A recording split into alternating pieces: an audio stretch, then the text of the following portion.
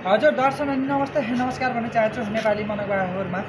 अब म गणेश विश्वको तर्फबाट पनि भन्न चाहेँ प्यारे मित्र, हामीसँग हुनुहुन्छ एकजना बाजुराबाट आउनुभएको छ। हाम्रो सुदूरपश्चिमको मान्छे हुनुहुन्छ, बहुत पीडितमा हुनुहुन्छ यो बेला।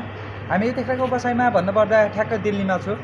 मलाई अङ्कलको यसो ट्रिट लाग्यो, अलि दया लाग्यो, अनि यसो हेर्दाखेरि अनुहारको पनि अलि हस्ती पनि छायो।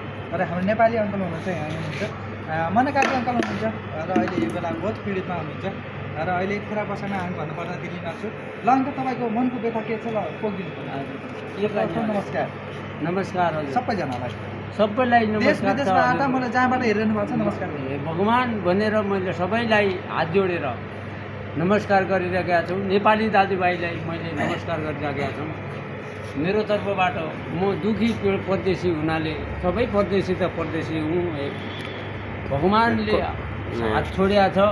हजुरलाई दिने दाताको पनि उही उपरवाला हेरन्, दशागुलाको बिन्ती छ, बढी मालिकाले रक्षा गरोस् हे भगवान प्रभु।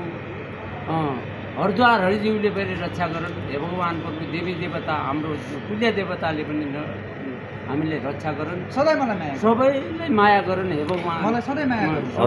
हजुरले कठामा के गरिरहेको छ? म दुःख पीडितमा छु। यो के रहेछ हजुरको? यो भन्नु त हजुर, यो कुडा हालिया छ हजुर। यो यस्तै खै एकछिन यसो न हाम्रो चाहिँ के अरे हाम्रो नेपाली दाजुभाइलाई यसोको लागि हजुर कति के गर्ने हजुर? यस्तै बोतल यस्तै चुनिएको छ, कुडा चुनिया छन्।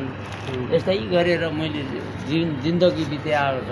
के गर्ने? छोरा लङ्कडो भन्न अब पेडबाट खसेर खुट्टो भाग्या छ। सफदरजनमा भर्ती गरे हो। अहिले 1.5 साल भइगयो। अहिले अब ठिक त ठिक भइगयो। अब उनले पनि त्यो छोराको बारेमा मैले धेरै तपस्या गरेको छ।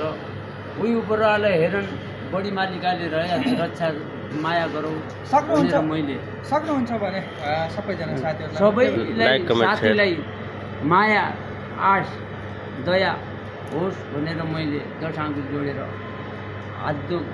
हार्दिक शुभकामना गरिरहेका छु। जय देश जय नेपाल।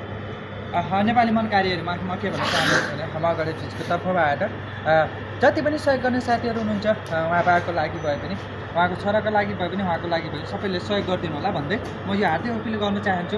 यतिखेर बसाइ म दिल्लीमा छु। उहाँको भोलि बिहान स्क्यान राखिदिन्छु, म मोबाइलमा राखिदिन्छु। जति पनि साथीहरू सहयोग गर्ने साथीहरू मनकारी हुनुहुन्छ, सबैजनाले कमेन्टमा राखिदिन्छ भन्दै यति भन्दै जय नेपाल जय नेपाल।